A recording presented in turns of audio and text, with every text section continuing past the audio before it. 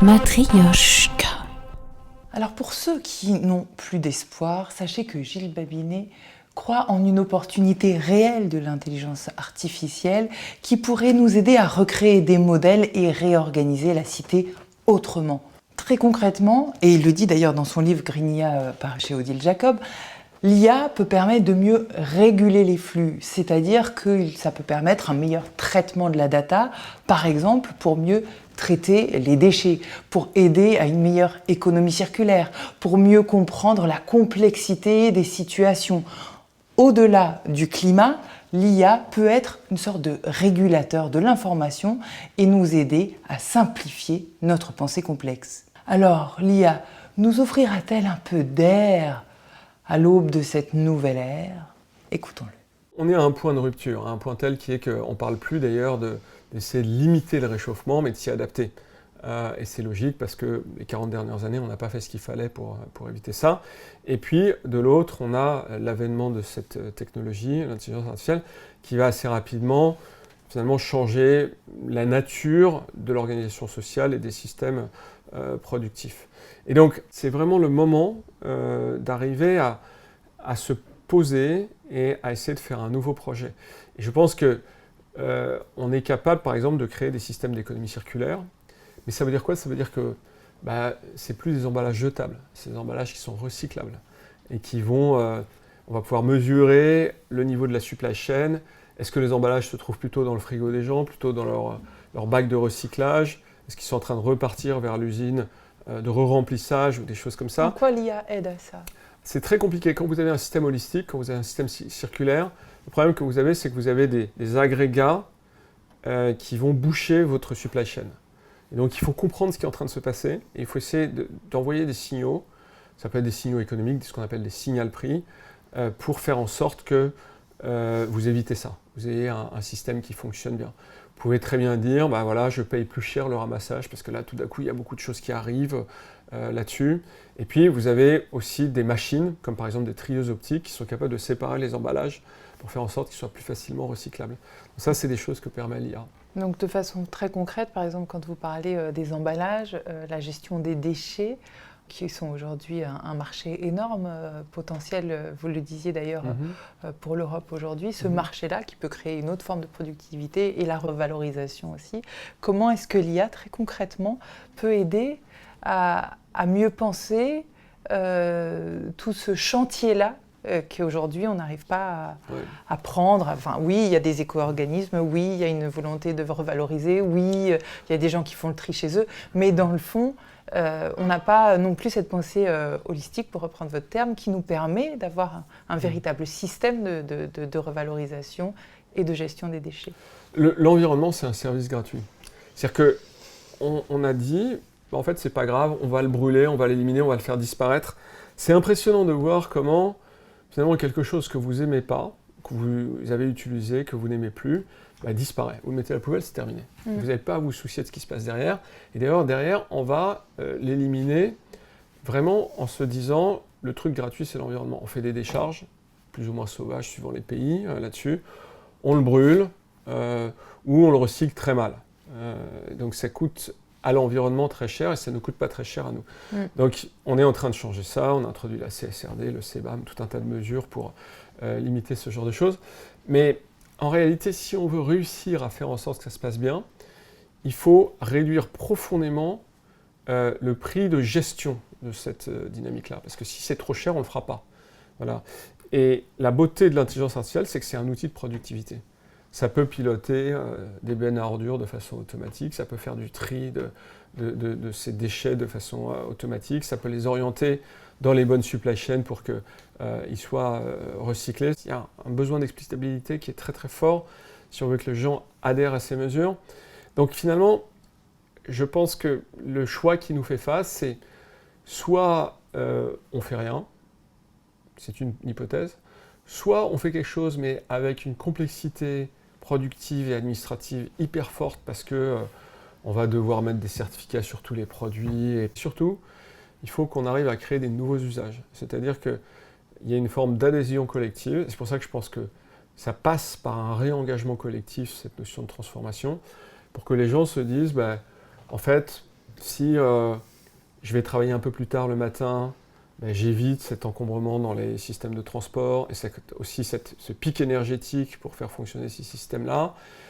Et donc, c'est une nouvelle société. Notre société, elle a été organisée vraiment autour du monde industriel. Donc, tout le monde va travailler dans un mode tayloriste à 7h ou 8h du matin pour se retrouver au même temps dans les mêmes systèmes de transport. Donc on est dans le modèle du XXe siècle. On est complètement dans le modèle du XXe siècle, il faut qu'on en sorte le plus vite possible. Comment quoi? C'est vraiment en introduisant des systèmes qui sont dynamiques et qui nous permettent d'avoir des parcours qui sont personnels beaucoup plus forts. Vous pouvez très bien, et d'ailleurs vous commencez à le faire, sauf que ça a un coût relativement élevé, de dire bon ben là je m'organise pour aller travailler très tôt le matin, et puis comme ça j'aurai mon après-midi qui sera disponible, et puis je fais mes réunions entre les deux parce que c'est là où tout le monde peut se concerter. J'en ai une partie qui est en physique, une autre qui est en virtuel. Donc ça ce sont des choses qui sont possibles, mais qui restent avec ce qu'en économie on appelle des coûts de transaction qui sont quand même relativement élevés. L'IA effondre ces coûts de transaction. Elle est capable d'organiser tout un tas de systèmes pour se réunir, pour se transporter, pour s'organiser, pour faire nos courses, pour organiser le moment où on rentre chez soi, où il fait bon, il fait chaud, alors que le reste du temps, on va éviter de mobiliser le chauffage. En gros, c'est toute la gestion de tous les flux qui sont aujourd'hui chahutés d'une certaine façon. Et peut-être aussi à la suite de l'arrêt de la société avec le confinement, quand les choses ont repris, il y a eu plein de start and stop un peu partout dans la gestion des flux qui ne fonctionnaient plus, quels qu'ils soient. Donc l'IA pourrait aider à réguler ces flux et aider à simplifier ce monde complexe qui se densifie. Exactement. Donc ça nécessite de mettre en place des infrastructures d'IA. Ça veut dire quoi? Ça veut dire que c'est l'équivalent de plateformes de cloud, mais qui sont liées à certains thèmes. Ça peut être le thème du transport, par exemple. Ça peut être le thème de l'environnement, ça peut être tout un tas de thèmes différents, et puis qui vont être capables d'interagir avec vous, avec moi, et qui feront en sorte qu'elles nous aideront sur ces gestes-là. Face à tous les défis qui se posent, aux générations qui viennent demain, à nos enfants, qu'est-ce que vous leur dites aujourd'hui dans la façon dont vous voyez la situation telle qu'elle est, le contexte tel qu'il est, et les outils qui apparaissent comme pouvant nous aider à faire émerger des modèles? Qu'est-ce que vous leur partagez? Alors, il y a ce que je vais partager et ce que j'aimerais partager, qui sont à mon avis deux choses différentes. Donc, ce que je vais partager, c'est Café IA. Moi, en une vie, j'ai jamais eu une opportunité pareille d'arriver à pouvoir aller parler à probablement des millions de personnes. Et je ne pense pas que beaucoup de gens aient eu la chance d'avoir un mandat du gouvernement et du président de la République pour faire ça. Donc c'est chouette, c'est quelque chose de bien, et l'idée c'est de leur dire voilà ce qu'il en est, démystifions ça, et faire en sorte qu'on redonne la possibilité des gens d'avoir une autonomie par rapport à ça, de ne pas se sentir victime de ces technologies, c'est notre objectif. Ça c'est ce que je vais faire. Ce que j'aimerais faire, peut-être que ça sera dans le cadre de Café IA, c'est faire en sorte que les gens puissent retourner dans une forme d'intimité du temps long.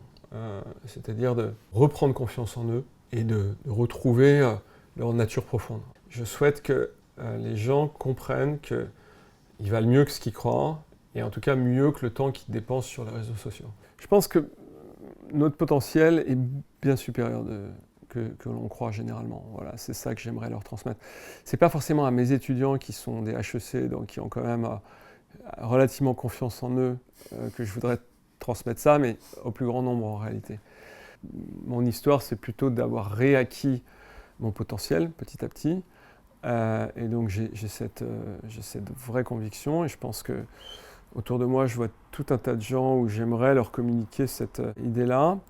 Et puis, je pense que plus largement, j'aimerais qu'on puisse se dire, en tant que nation, parce que c'est quand même un niveau important, ben on peut se réapproprier notre destin, on peut décider de diverger, entre guillemets, par rapport à la route dominante, qui est une route quand même de captation de l'attention, d'une certaine manière de dépendance assez forte à ces métaplateformes, et on peut créer un modèle qui est le nôtre. Et notamment, ce que je défends, c'est l'idée d'un modèle qui soit très largement tourné vers l'environnement, utiliser ces technologies, tourner vers l'environnement. Alors que transmettre à nos enfants? Eh bien, cette idée que nous n'avons pas le choix que de construire notre avenir, notre futur.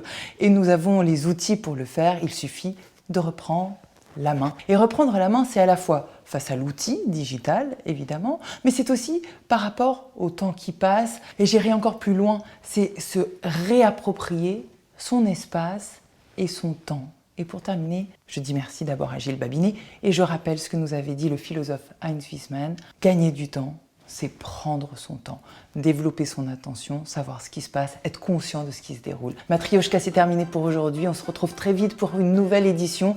Et surtout, nous n'avons pas le choix que de construire notre avenir ensemble. À très vite.